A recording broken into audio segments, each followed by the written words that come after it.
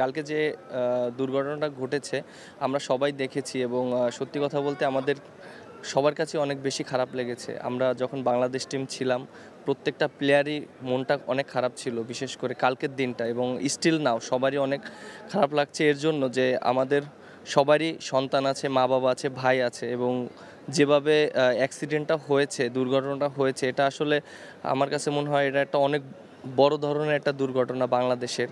এবং সবচেয়ে বড় কথা যে ছোট ছোট বাচ্চারা যারা স্কুলে পড়াশোনা করতো এবং আগুনে পুড়ে গিয়েছে। আমার এখনও মনে আছে, আমি কালকে দেখেছি যে অনেক বাচ্চারা চিৎকার করছে এবং আগুনে পুড়ে তারা মারা গিয়েছে এবং হসপিটালে দৌড়াদৌড়ি করছে।